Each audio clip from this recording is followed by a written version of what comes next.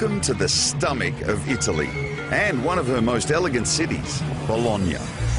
This learned city is the capital of Emilia-Romagna, a province of great beauty, where the Apennine Mountains and the Adriatic coast meet. Bologna is home to Europe's very first university and still supports a thriving student population, keeping the heart and pace of the town young and vibrant.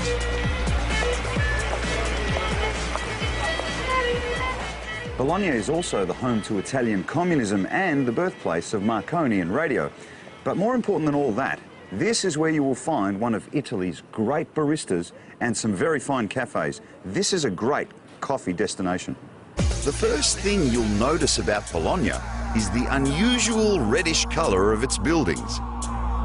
With a population of approximately 400,000, this is one of the most compact and organised cities in all of Italy. It's a great place to wander, to see the statues and ancient monuments in each piazza. In Bologna, you can feel the funky vibe created by the city's many university students. Bologna is also a place that has spent hundreds of years perfecting coffee, and nowhere is the Italian passion for food more obvious.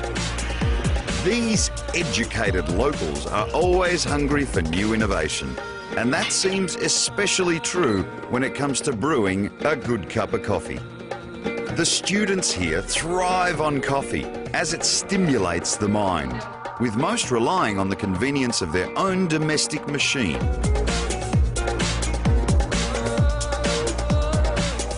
In the heart of this red city, near the Leaning Towers, you will find an iconic coffee shop called Caffè Terzi. This tiny cafe is home to Manuel Terzi, one of the most knowledgeable baristas in all of northern Italy.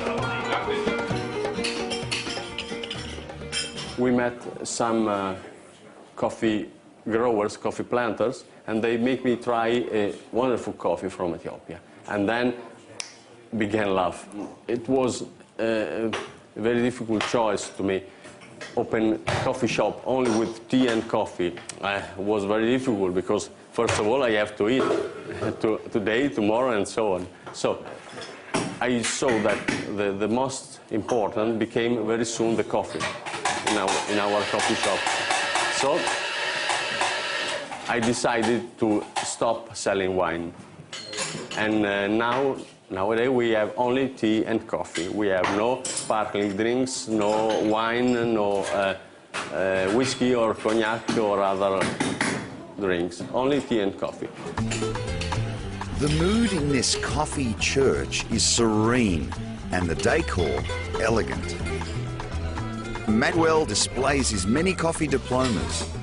He loves to explain coffee to his customers, not just serve them. The right weight of the coffee is really important, because if the quantity is too high, the coffee will be burned. If the quantity is too low, the coffee could be under-extracted and so too light. Also, take away the used coffee is really important, as you know. To prepare a good espresso, as a friend of mine, an American friend of mine says, is tap, tamp, and twist. Tap, tamp, and twist.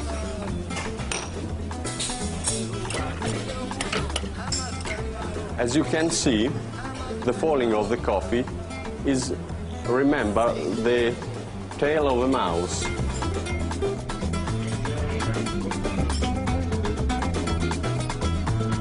For many of his regulars, sugar is added to the cup prior to the coffee being poured. Manuel believes that sugar is essential to enhance the bitter flavours. He also believes that placing the sugar in the cup first makes the coffee taste less acidic and gives it more of a syrupy texture. And in my opinion, if a coffee is really excellent, you can stir, you can mix sugar and coffee without spoon, because the spoon changes the flavors of my coffee. Is that right? Yeah, steel is silver. Anyway, you can even add a strong flavor in your coffee. Now, you've put sugar in this already. Yeah. And you're saying you don't need to stir it. You have to taste it in this way, round and round in your cup, smell it, and then round it again, and smell it again. And when you see that the aroma, the flavors don't grow up anymore, you can begin to taste it.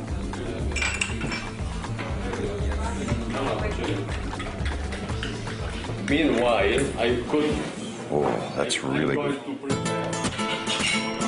This is, without question, the place to come for the perfect cup of coffee or tea, and an education on all aspects of their treatment. It seems appropriate that such a coffee aficionado would base himself here in intellectual Bologna. When coffee was introduced into Europe, it was believed its stimulating properties helped focus the mind, and thus coffee became known as the drink of intellectuals. In contrast to the dark, dingy taverns of those times, the new cafes were bright and airy, often beautifully decorated with fine furnishings.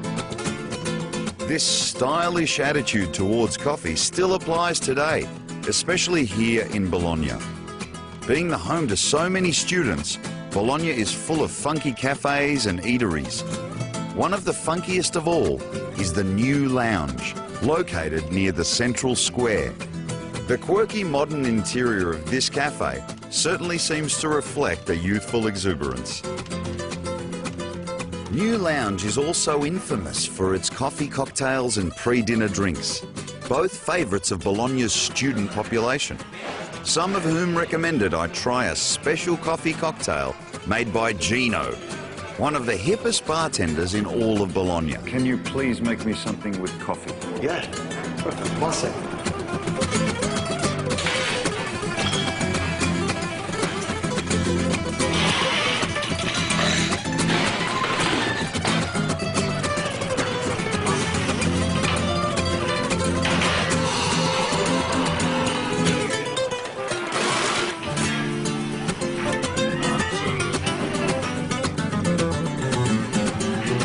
Vodka. Yeah? Like vodka.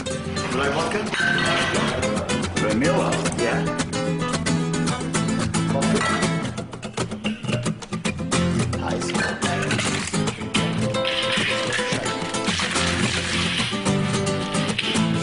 Bit of a spin.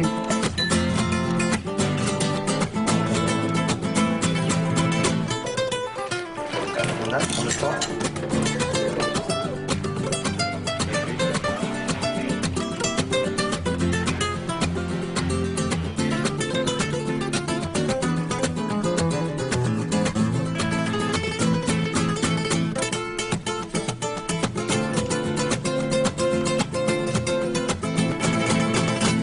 Oh, that is fantastic. Thank you very much, my friend. Thank You're a good man. Deadly is the best description of Gino's coffee creation. I knew that hanging around too long would be dangerous. After a few of those drinks, no amount of espresso could sober you up. Another institution of the non-sobering kind is the humble osteria. And with the addition of coffee, these osteria became the hub of social and political passions.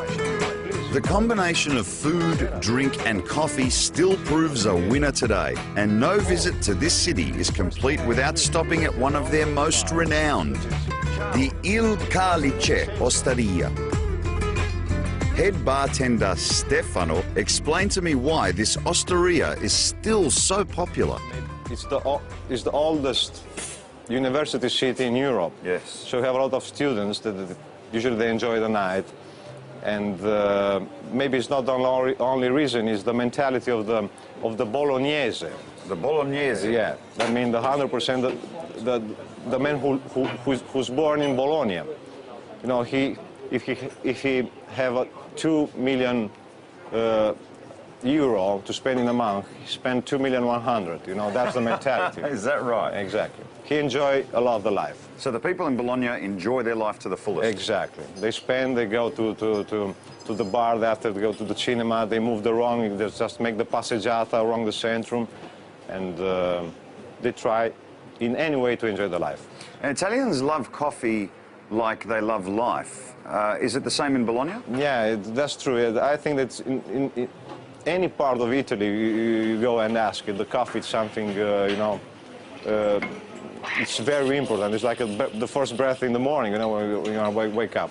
So it's something very important. There are guests that they take about 7, 8, 9, 10 coffee in one day. Stefano then spoke of the local Bolognese passion for food.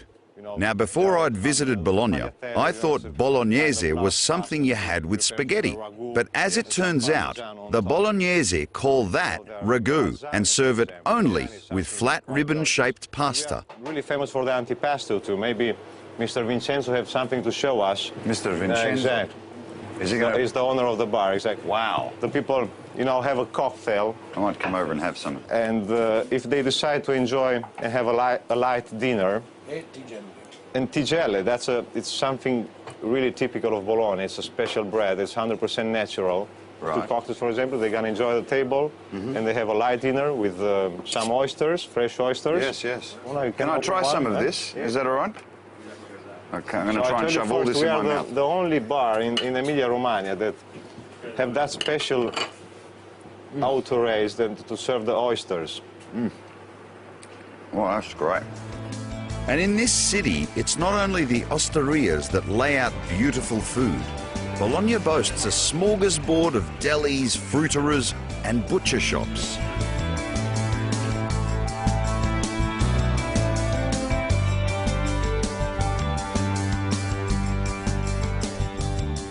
Coming up, I visit one of Italy's most famous icons, where Manuel Terzi takes us on a coffee masterclass. And the Italian explanation of the Caffè Mocha.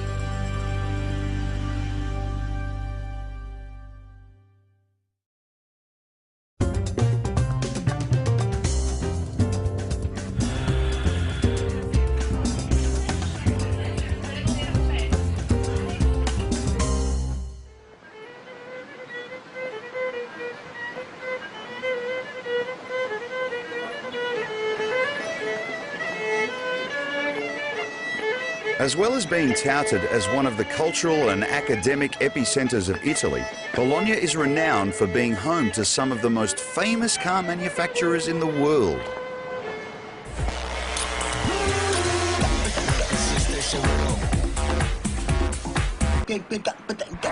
When you think of great Italian style and design, the catwalks of Milan spring to mind. But I'm here to visit a very famous and great-looking Italian, Ferrari.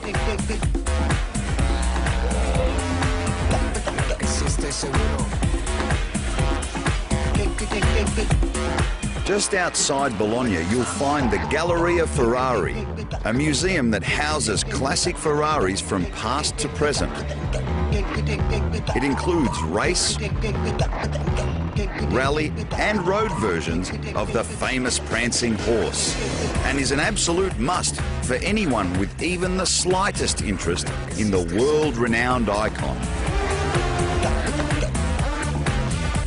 As well as the cars, there is a never-ending amount of Ferrari merchandise to investigate. But I was here for something else. With the quality and expertise Ferrari put into their race cars, I was pretty confident the Cafeteria del Cavallino would make me a coffee to get my heart racing. Scusa, do you make Ferrari coffee? Yes. Can I have one, please? One coffee. Thank you. This funky little cafeteria signifies all things Ferrari. The prancing horse and Ferrari name are emblazoned on almost everything. It seems that these Ferrari baristas are as passionate as their racing team, and in my opinion, a lot better looking too. Okay. Even the sugar Brown sugar. has Ferrari on it. It's quite amazing. The attention to detail in this place is unlike anything I've ever seen. Well, let's test it.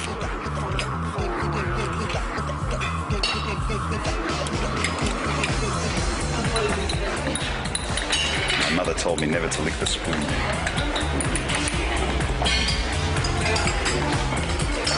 Grazie. Prego.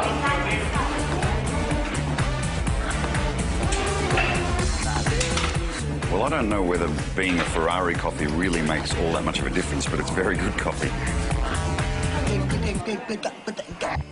On the subject of making good coffee, there's one man who has mastered the art of brewing it. Manuel Terzi strives for coffee perfection with both traditional brewing methods and when embarking on his new coffee creations. And now to complete my cappuccino, I need the foam, the cream of the milk.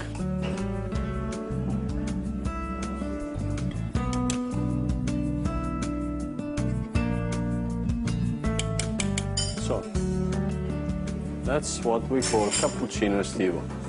Now we are going to prepare a recipe, we call it cremino, like the famous chocolate bonbon. I need this cream made by milk and sugar, we prepare. I need an espresso and low-fat milk. So, first of all, a little milk cream on the bottom of the glass. And then, turning it around. Ti fermi macini? Vabbè.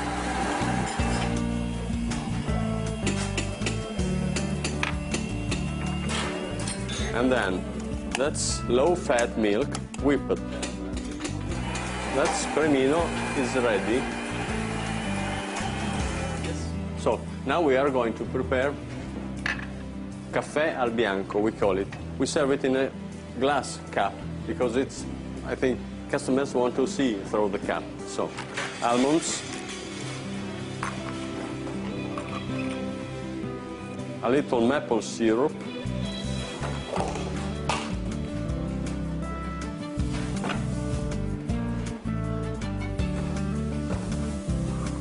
white chocolate. It's a cream made by white chocolate and a little milk.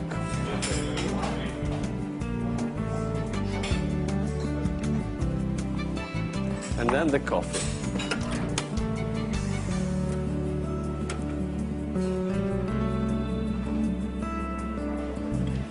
So, this one is the recipe we call caffè al bianco. With another espresso will help me to prepare the coffee recipe, we call it crema estivo all'arancia.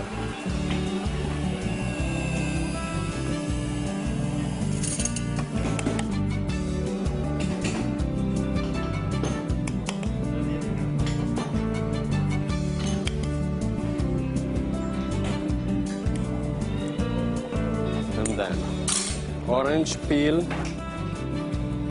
that I must squeeze on the top of my coffee.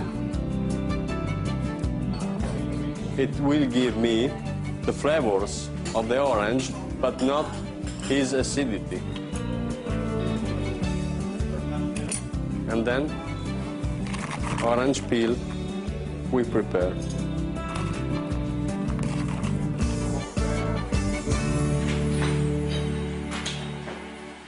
Perhaps the most traditional and readily consumed cup of coffee in Italy is called the mocha.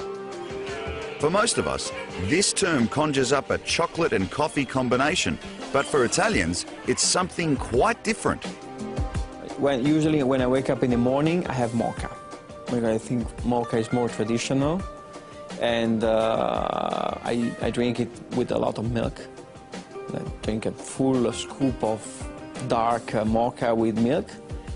And then during the morning, maybe I have a cappuccino. And then usually after a meal, I enjoy coffee, pure espresso. And I use often for cappuccino, the super automatica. Ah, yes. Yes, very easy to use. In the morning for breakfast, we use the mocha. This is a traditional coffee machine for Italians, you know. We just wake up and we fill the boiler, we fill the filter with the ground coffee, we put the Alicia on the base, we leave the room, and mocha is giving our breakfast coffee. And the taste is lighter than the espresso coffee. It's our coffee in the morning. You just wake up and you are dreaming about, you know, your mocha coffee.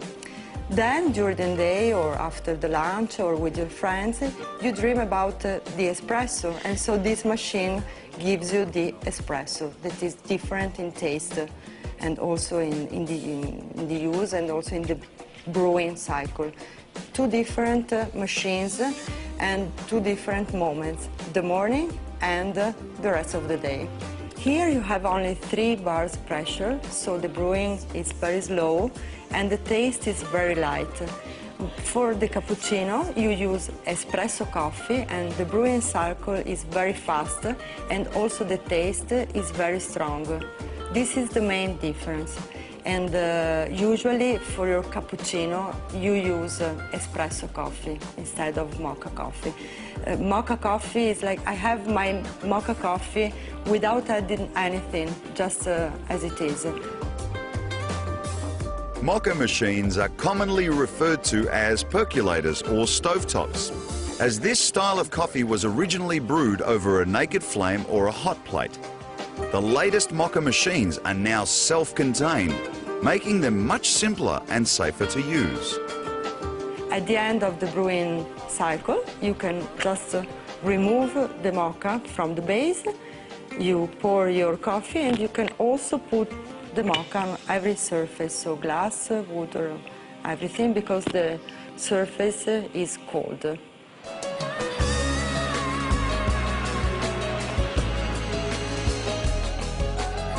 It seems that this drink of the intellectuals made quite an impact on Italy's learned city. Coffee was embraced in Bologna, and like everything else here, it was experienced to the fullest. In this famous red city, coffee permeates the air, the mind, and the soul. Bologna is a food lover's paradise and home to plenty of great cafes. There is a fantastic young vibe that gives this place plenty of charm. I hope you've enjoyed the show and join me next time on my search for great coffee in the finest cafes in the world.